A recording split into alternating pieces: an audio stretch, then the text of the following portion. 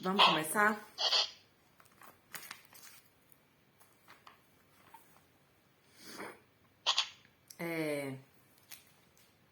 Quem é que vai ler? Tá revezando a Célia e a Lindrani, né?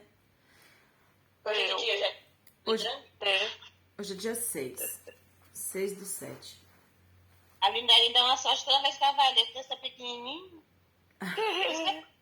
Mas é pequena, né? Aí. Então, Atos 18, a partir do versículo 1. Paulo prega o evangelho em Corinto. Depois disto, Paulo partiu para Atenas e chegou a Corinto. Encontrando um judeu por nome Áquila, natural do Ponto, pouco antes viera da Itália, e Priscila, sua mulher, porque Cláudio tinha decretado que todos os judeus saíssem de Roma. Foi ter com eles, por ser do mesmo ofício, com eles morava e juntos trabalhavam, pois eram por ofício fabricantes de tendas. Ele discutia todos os sábados nas sinagogas e persuadia a judeus e gregos. Quando Silas e Timóteo desceram da Macedônia, Paulo dedicou-se inteiramente à palavra, testificando aos judeus que Jesus era o Cristo. Como estes, porém, se opusessem e proferissem injúrias, sacudiu ele as vestes e disse-lhes: o vosso sangue seja sobre a vossa cabeça. Eu estou limpo, e desde agora vou para o gentio. E saindo dali, entrou em casa de um homem temente a Deus chamado Tito Justo, cuja casa ficava junto da sinagoga. Crispo, chefe da sinagoga, creu no Senhor com toda a sua casa. E muitos dos coríntios, ouvindo, criam e eram batizados. E de noite disse o Senhor em visão a Paulo: não temas, mas fala e não te cales, porque eu estou contigo e ninguém te acometerá para te fazer mal, pois tem muito povo nessa cidade. E ficou ali 1 ano e 6 meses, ensinando entre eles a palavra de Deus. Sendo Galho procônsul da Caia, levantaram-se os judeus de comum acordo contra Paulo e o levaram ao tribunal, dizendo: este persuade os homens a render culto a Deus de um modo contrário à lei. E quando Paulo estava para abrir a boca, disse Galho aos judeus: se de fato houvesse aos judeus algum agravo, o crime perverso, com razão eu vos sofreria.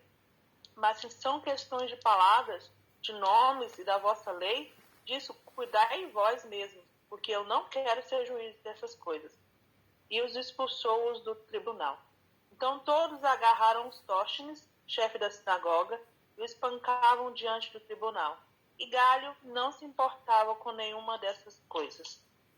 Paulo, tendo ficado ali ainda muitos dias, despediu-se dos irmãos e navegou para a Síria, e com ele Priscila e Áquila, havendo rapado a cabeça em Cencreia, porque tinha voto. E eles chegaram a Éfeso, onde Paulo os deixou, e tendo entrado na sinagoga, discutia com os judeus. Estes rogavam que ficasse por mais algum tempo, mas ele não uniu. Antes se despediu deles, dizendo: se Deus quiser, de novo voltarei a vós. E navegou de Éfeso. Tendo chegado a Cesareia, subiu a Jerusalém e saudou a igreja, e desceu a Antioquia. Tendo demorado ali algum tempo, partiu, passando sucessivamente pela região da Galácia e da Frígia, fortalecendo a todos os discípulos. Amém. Bom, eu só quero comentar aqui o primeiro versículo. No nosso mapa aqui, ó.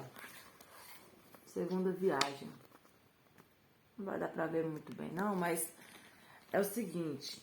Lembra que ontem Paulo estava esperando para ir para Atenas, lembra? Aliás, ele esperava em Atenas, mas eles não iam ficar em Atenas, eles iam, né, continuar a viagem. Então aqui, ó, a segunda viagem mostra direitinho, ó. Vendo aqui, Atenas e Corinto. Então eles saem de Atenas e vão para Corinto, tá vendo aqui, ó? Eles estavam em Bereia, aí eles passam aqui nessa bolinha em Atenas, aí eles vão para Corinto. Aí ele fica 1 ano e meio aqui em Corinto. Depois de 1 ano e meio, ele desce e vai para Éfeso, que também já citou Éfeso, né? Que ele vai para Éfeso, depois ele desce e volta para Cesareia, daí ele volta para Jerusalém, que era onde estava a igreja dos apóstolos. Só para a gente entender. Ai, que susto. Pensei que meu copo tinha derramado com água. Bom, eu quero perguntar pro irmão João, porque aqui fala uma coisa que deve ser muito importante e eu não sei. Não tô lembrada. No versículo 2 fala que depois que ele partiu de Atenas e foi para Corinto, eles encontraram um judeu por nome de Áquila, natural do Ponto. Ponto é o nome de uma cidade, né? Então ele não era judeu. Ele era judeu porque ele aderiu à fé judaica, mas ele era natural de outra cidade. E que ele tinha vindo da Itália e a esposa dele chamava Priscila. Aí, por que eles chegaram onde Paulo estava? Por que Paulo conheceu eles lá? Aí aqui fala entre parênteses, isso aqui é uma informação posterior que o narrador escreve para informar, né? Porque Cláudio tinha decretado que todos os judeus saíssem de Roma e foi ter com eles. Então, Áquila e Priscila, eles estavam em Roma. E eles foram obrigados a sair de Roma e voltar e sair de Roma. Então, eles foram, encontraram com Paulo. Eles estavam em Roma, mas eles eram natural do Ponto. Eles eram do Ponto, que era outra cidade, mas estavam em Roma e voltaram e tiveram que sair de Roma, onde eles se encontram com Paulo. Eu quero saber por que Cláudio tinha decretado que todos os judeus saíssem de Roma. Nós já vimos isso, Daiane. Lembra que o profeta profetizou lá atrás da fome? Ah, é isso aqui? A grande fome. Então, quando houve essa fome em Roma, Cláudio, lembra que a gente já até falou desse Cláudio? Ele decretou, foi nesse momento que Cláudio decreta que todos os judeus deveriam sair de Roma. Não só os judeus, mas outros povos também que não fossem romanos, mas principalmente os judeus. Então, agora, aquela profecia já se cumpriu. Lembra que a gente leu a profecia lá atrás? Lembro. Que o homem... que ele era Ágabo. Profeta. Ágabo. Ele vai fazer uma outra profecia interessante. Esse era um profeta muito... Ele inclusive vai profetizar daqui a pouco, lá na frente, que Paulo vai ser preso em Jerusalém. Então agora já se cumpriu aquela profecia que ele havia feito lá atrás no texto. Entendi. E é nesse contexto que Cláudio vai expulsar os judeus de Roma, nesse momento dessa fome. Ah, ok. Então já é posterior, porque eles já foram expulsos e já foram encontrados lá em... É aquele que a gente citou que a mulher dele traía ele, que ele era muito mau. Isso. Lembrei. Isso. Ok. Mas por que ele manda o povo sair de Roma? Só por causa pra diminuir a escassez de alimento? Seria isso? Para diminuir, e é aquela coisa do xenofobismo que já se manifestava naquela época. Lembra quando a coisa apertou aqui, a primeira coisa que a gente faz na época da crise com os venezuelanos, bem aqui, agora, há pouco tempo, a Europa viveu isso em relação aos empregos. Muito dos queixos. A Europa sempre agasalhou imigrantes na Europa, né? O Japão também. Sempre quando isso acontece, parece que é uma coisa meio que natural você criar uma aversão a estrangeiros. Daiane. Parece que é uma coisa meio assim. Então, o Japão teve essa aversão, a Europa quase inteira em relação aos estrangeiros. Os americanos vivem isso em relação aos mexicanos, que são ali vizinhos, Entendi. Porque disputam postos de emprego, disputam o mercado. A razão deve ser mais ou menos relacionada a isso, né? E assim, é o Penso patriotismo, eu. né? É o patriotismo. Eles estão pensando primeiro nos seus, né? Ok. Então tá, O nome entendi. eu nunca esqueci, porque foi uma questão da minha prova de direito, em direito, é xenofobismo. Sim, Essa aversão ao estrangeiro, né? usa-se muito essa palavra aqui no Brasil contra nordestino, porque eles falam que sofre muito bullying, né? Pessoa que tem um Aham. sotaque, um baiano, que tem um sotaque muito forte e ele é identificado por algo que, alguma característica. Aí eles usam que é xenofobismo, quando você tem preconceito com a pessoa que ela é diferente de você porque ela é de outra região. Nordestino, baiano, essas coisas, né? Mas, Só para complementar, né, Daiane? O homem não muda nunca, né? não. É os mesmos problemas. Bom, então, entendido. Eu entendi. Então, na sequência, Paulo encontra com esse casal. Esse casal, pessoal, guarda esse nome. Eles são muito importantes, tá? Na igreja primitiva. Priscila e Áquila. Algumas versões vai chamar ela de Prisca. Esse casal, eles vão ser, assim, um casal de apoio para Paulo, né? Na pregação do evangelho. Aqui e também quando Paulo vai a Roma, eles entendem que Priscila e Áquila foi uma porta, foi um tipo de casal, apoio mesmo de Paulo. Então aqui Paulo encontra esse casal que aconteceu nesse momento que todos os judeus que estavam em Roma tinham que sair, então eles estavam voltando da Itália e se encontram com Paulo. E eles crêem no evangelho. Alguns, tinha um professor meu que ele defendia assim, piamente, que a carta de Hebreus era escrita por Priscila. Existem alguns escritos paralelos que dizem que ela era muito informada nas letras e na escrita. E que Hebreus não teria levado o seu nome por ela ser mulher, para que não fosse desvalorizado, porque uma literatura assinada por uma mulher não tinha nenhum tipo de valor. Então, para não perder o seu valor, porque era uma carta muito rica, deixaram, né, sem a autoria de Priscila. Bom, continuando, né, mas é só uma especulação, como diz, né?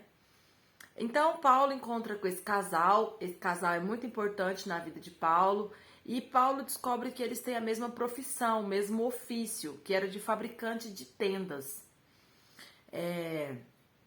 E lembra que o judeu tinha uma festa que eles tinham que morar em tendas por 7 dias. Então, por mais que... 7 dias ou 7 semanas? Acho que era 7 dias, não lembro. Por mais que eles tivessem casas, por mais que eles tivessem casas edificadas com pedras, eles ainda continuavam tendo uma demanda de tendas. Então, era uma profissão que sempre tinha saída. Então, Paulo era fabricante de tendas. Que mais aqui? E aí fala que Paulo, todos os sábados, discutia na sinagoga e persuadia judeus e gregos. Então, mesma coisa, né? O ministério de Paulo foi esse, aonde ele chegava, ele procurava uma sinagoga e pregava. E quando tinha algum lugar que ele podia, ele pregava para os gregos também. Por que gregos? Porque era a cultura que tinha maior número de pessoas. Provavelmente tinha pessoas de outras influências? Tinha, mas a maior quantidade era de gregos. Então, já se cita que judeus e gregos. Gregos aqui provavelmente já inclui todos os outros que não eram judeus, que de alguma forma tinham uma influência, né, da cultura grega. Deixa eu ver o que mais. E aí, quando Silas e Timóteo desceram da Macedônia, foram para outro rumo, Paulo dedicou-se inteiramente à palavra. Por que inteiramente à palavra? Porque provavelmente, quando eles estavam em um grupo maior, eles tinham outros afazeres. Tinha que trabalhar, tinha que comer, tinha que cuidar um do outro, tinha que ficar ali, né, às vezes gastando um tempo maior um com o outro. Então, Eu creio que o autor aqui quer dizer é que quando Paulo ficou sozinho, ele não tinha tanto com que gastar tempo com outras pessoas. Então ele se dedicou apenas à palavra, inteiramente à palavra, né? Testificando aos judeus que Jesus era o Cristo. E aí o 6 começa de novo a mesma sequência. Como estes, porém, os judeus, estes, por que é os judeus? Porque no versículo anterior está falando que ele estava testificando aos judeus. Então, eles se opuseram e proferiam injúrias.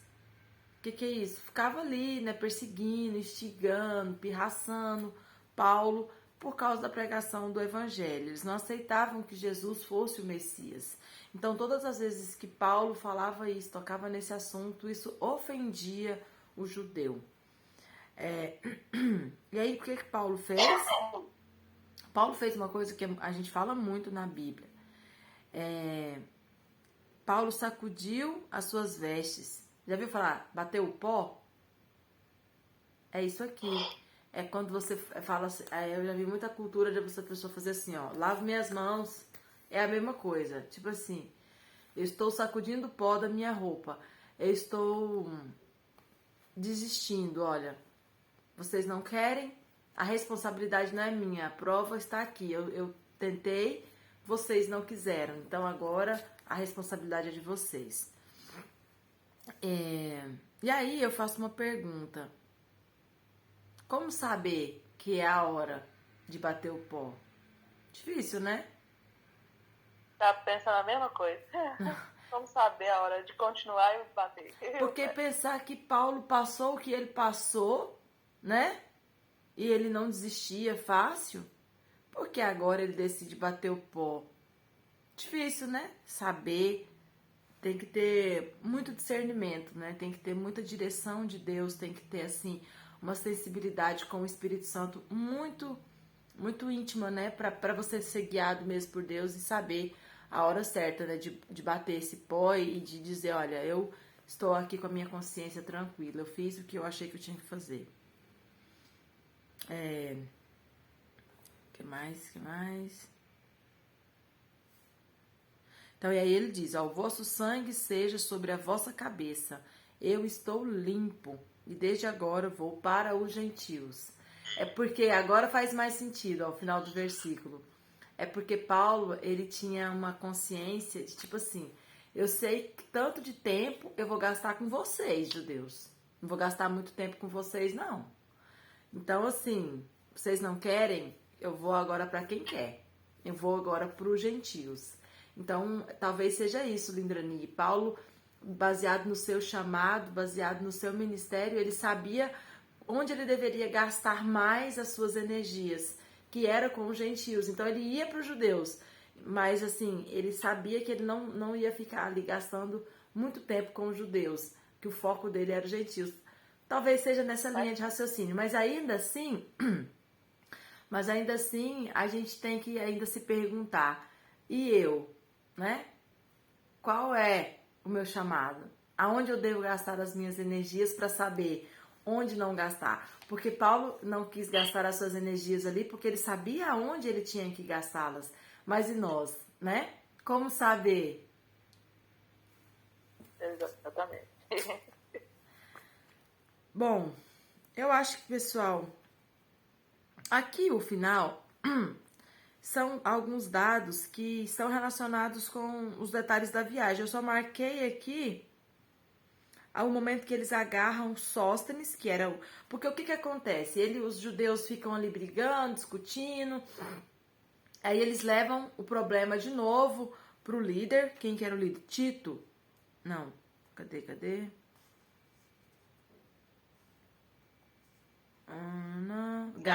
Galho. Então Galho era o procônsul. Então era como se fosse ali, né, o prefeito, um líder daquele pedaço. E aí os judeus levaram Paulo, né, levaram o problema de Paulo para esse cara, em comum acordo contra Paulo.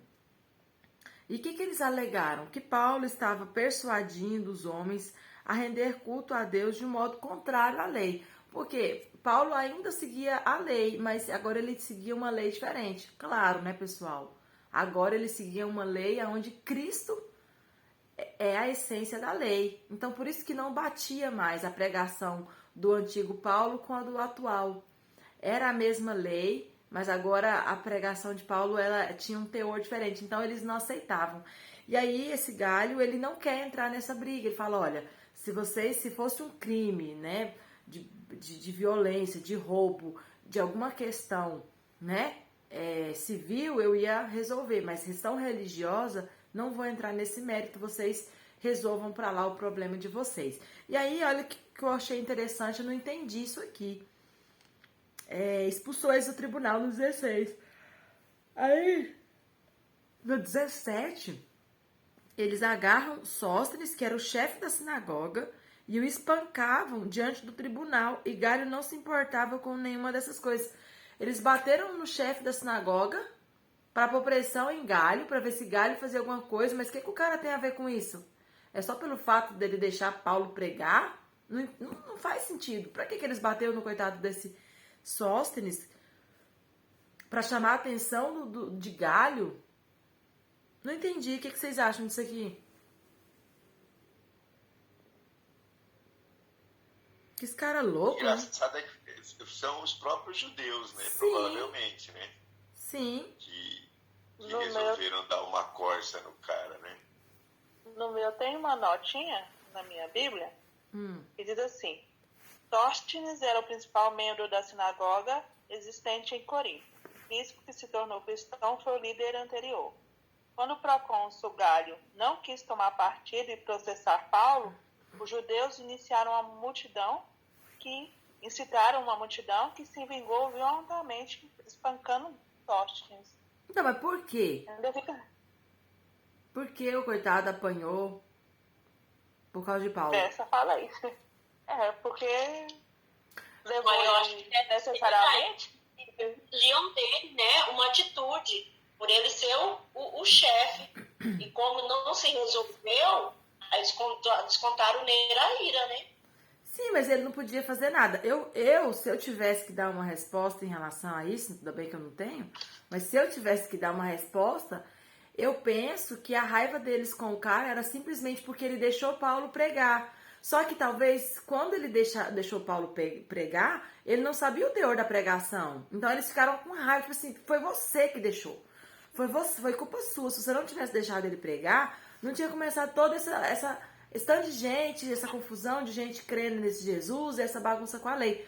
Então, eu acho que talvez seja uma resposta que faça sentido, né? Foi culpa sua, então vem cá, a gente quer bater em alguém, né? Já que não dá pra bater no Paulo agora, vem você mesmo. Não sei, coitado, né? Apanhou de graça. Mas, quantos, né? Que estão aí na vida que apanham de graça também. Bom, e aí fala que Paulo ficou ali ainda muitos dias, despediu-se dos irmãos, navegou para a Síria, e com ele foi Priscila e Áquila. Então percebe que agora Priscila e Áquila acompanham Paulo. Oi? Não é nem muitos dias, é 1 ano e 6 meses. Sim. Né? É porque aqui ele já fala que ele está em Éfeso, né? 1 ano e 6 meses lá no Corinto. Ah, tá. Tá vendo? No 11. Uhum. Provavelmente já tá aqui já falando do outro momento. E aí, havendo ele rapado a cabeça, porque ele fez um voto, você já viu que isso aqui, muitos jovens, aqui na Barra quase não vejo, mas lá em Goiânia, gente, faz demais. Jovens cristãos da Videira, pessoal da Sara Nossa Terra, faz muito esse tipo de voto, de raspar a cabeça. É baseado nisso aqui. Paulo fez um voto, ele já era cristão e para Paulo é um pouco mais profundo, porque se entende que Paulo tinha ali na sua identidade alguma coisa relacionada com a dedicação de Nazireu, por isso que ele era fariseu. Paulo ele era muito mais iniciado, né, nessas práticas religiosas, né, de votos e de rituais. A nossa cultura cristã, que como a gente recebeu o cristianismo, é um cristianismo muito enxuto. Paulo, não. Paulo veio de um cristianismo da lei, né? Foi um cristianismo que nasceu da lei, então estava muito entremeado. Então, para Paulo, não era só o raspar a cabeça, tinha muito mais coisa envolvida. Mas aqui citou simplesmente que ele rapou a cabeça. Então, até hoje, eu já vi muitos jovens que fazem votos e raspam a cabeça, e fica ali um tempo, né, com a cabeça raspada, como sinal, né, de um voto mesmo que eles fazem a Deus. E aí eles chegaram a Éfeso, onde Paulo os deixou. Tá falando de Priscila e Áquila. E tendo entrado na sinagoga, discutia com os judeus. Ó, de novo, mesma coisa. Quando ele chegava em uma cidade, a primeira coisa que ele fazia, procurava uma sinagoga para discutir. Discutir no sentido de pregar. O problema é que a pregação começava muito bem.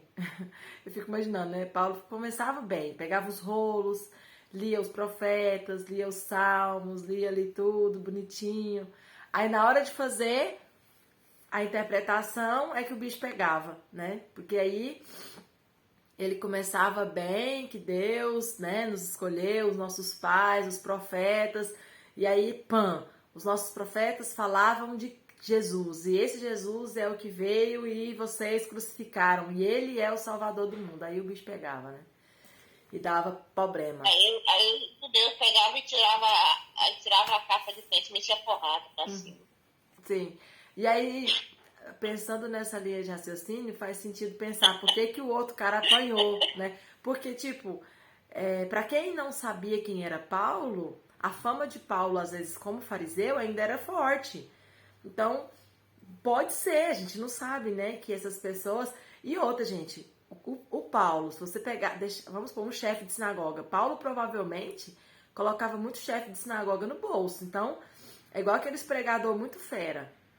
Chega um pregador muito fera na sua cidade, aí vai na sua igreja, dependendo do pastor, ele põe o pastor no bolso. Como que você não vai deixar um cara desse pregar? Só que assim, você não sabe o final da pregação, né? E é o que aconteceu com Paulo. Ele começava muito bem aos olhos dos judeus, ele começava muito bem. Então assim, ele tinha muita abertura, ele tinha muitas portas abertas. Só que no arremate da pregação, era onde o bicho pegava. Por quê? Porque tinha sempre os que criam. Por quê? Porque a palavra de Deus por si só, ela é carregada de autoridade, de verdade, de vida. E não tem como. O simples fato de você pregar Jesus faz o coração do pecador se arrepender. Então, perceba que sempre vai ter pessoas que creem. Por quê? Porque haviam pessoas que estavam ali que, quando ouviam a mensagem do evangelho, tinham o seu coração atraído. Lembra que a gente falou sobre... ouvir um evangelho irresistível? Então sempre tinha essas pessoas que falavam, é disso que eu preciso, é disso que eu preciso para minha vida. E aí as pessoas criam, e aí a outra metade não cria, e aí é onde dava, né, o B.O. Por quê? Porque os judeus ficavam enciumados por aqueles que criam, e sempre tinham os que criam, e sempre vai ter os que creem. Por quê? Porque a palavra faz isso. Por isso que a gente tem somente que pregar. A palavra faz isso, né? E aí a gente percebe que é a mesma sequenciazinha, né? A gente lembra até dos juízes. Levantava um juiz temente a Deus, o povo se voltava para Deus, se lembrava da lei de Deus, sacrificava a Deus. Aí ele morria, levantava um juiz que era iníquo, o povo se esquecia de Deus, se afastava da lei de Deus e sacrificava a outros deuses. Aí isso é a mesma, né, sequência. E a mesma coisa aqui também com Paulo, né, e com a pregação do evangelho. Daiane, Oi. posso falar uma coisinha sobre essa pregação de Paulo? Sim. Não sei se vocês já perceberam, às vezes você está lá no YouTube lá e você tem alguém que você assiste as palestras daquela pessoa, as falas dele. Aí às vezes você vê que ele está em diferentes lugares fazendo falas. Mas quando ele está tratando de uma temática, aí ele segue um script, né? Uma linha de pensamento.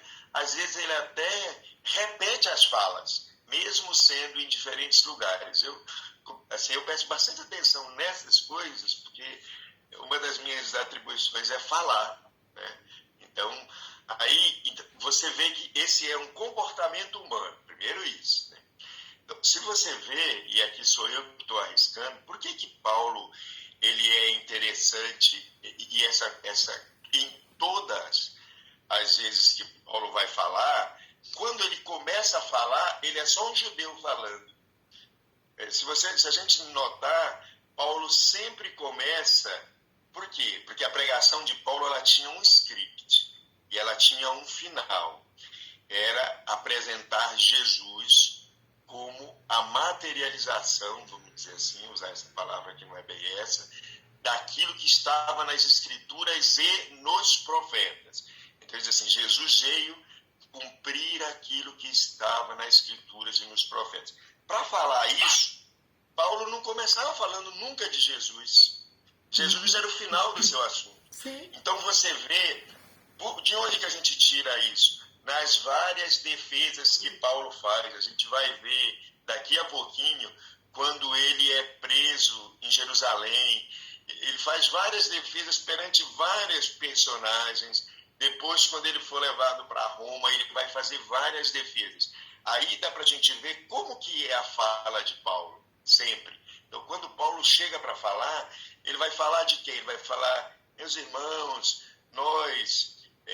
ele começa de Abraão, quase sempre. Abraão, Pai, Moisés, todos os profetas, esse e aquele. Aí ele fala de todos eles, de todas as promessas dos profetas, ou de um bom número deles. E aí ele chega a Jesus. Ele fala, num determinado momento, ele fala, pois é, essas promessas, elas foram cumpridas em Jesus. Aí ele começa a falar de Jesus. E é exatamente aí, nesse momento, que ele perde nas sinagogas a plateia. Porque daí ele bate no muro. O judeu falou, mas peraí, ele está falando dos profetas, tudo bom, a gente sabe disso, mas e esse outro Deus aí que ele está falando agora? Não existe um Deus. Por quê?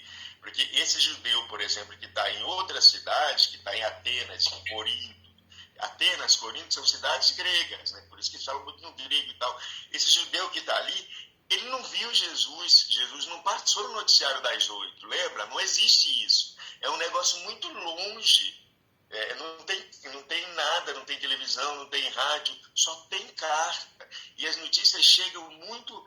Então, de repente, Paulo está apresentando esse novo Deus para esse judeu.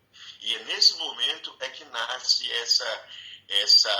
as dissensões, a resistência, melhor dizendo, dos judeus em relação a Paulo. Só queria que a gente tivesse construísse esse pensamento, porque na verdade esse pensamento eu venho construindo a partir dessas leituras nossas, para compreender de como é essa fala de Paulo, e sobre Paulo e a lei, esse dia mesmo lendo lá na frente de onde nós estamos, no momento da prisão, vou deixar isso para a gente falar no momento da prisão, tem uma fala que me deixou assim perplexo, para poder voltar à fita e tentar entender, mas isso é num outro momento. Mas só queria fazer essa falinha, Daiane, me desculpa eu alongar. Não, mas é isso mesmo, pra gente entender, né? Por que começava bem e o bicho pegava sempre no final. Bom, pessoal, é isso aí. Vamos encerrar, então. O texto de hoje encerra o pessoal pedindo para ele ficar. Fica mais, mas ele não aceitou. Falou, não, se Deus preparar outra oportunidade, eu volto. Mas agora eu vou continuar a viagem. E aí ele inicia a sua terceira viagem missionária. Então aqui ele termina essa segunda viagem. E aqui no 23 ele já começa a terceira. Ele ficou ali algum tempo e partiu para a região da Galácia, Frígia e fortalecendo os discípulos. Amanhã a gente continua no que é esse comecinho dessa terceira viagem missionária, ok? Tem que arrumar a mala de novo amanhã. Amanhã de novo. Arruma mala, desfaz mala, arruma mala. Acho que Paulo, coitado. Leva pena. Leva um, deixa o outro. Agora que já acabou mesmo a sessão certa, eu fazer uma sessão maldade aqui. O judeu lá, eu fiquei pensando o tempo inteiro, a gente não sabe por que bateram nele, mas ele devia saber por que ele apanhou, né? Por que não perguntaram pra ele e contaram pra nós? Não, agora tá muito sério o assunto. Por que que ele não contou, né, pra avisar pra nós? Ô, mas é sério, fiquei com dó desse... Não, outra coisa, o povo fica bravo com os fofoqueiros. Quem levava as informações? Os fofoqueiros, uai. Verdade. E os coitados fofoqueiros. Olha. Uai, a única comunicação era a fofoca. Olha a irmã de Neuza defendendo o ministério dela. Defendendo o ministério que Deus entregou. Irmã. Minha filha, se eu não defender, e aí? Ai, Jesus. Irmãos, Deus abençoe. Até amanhã, então.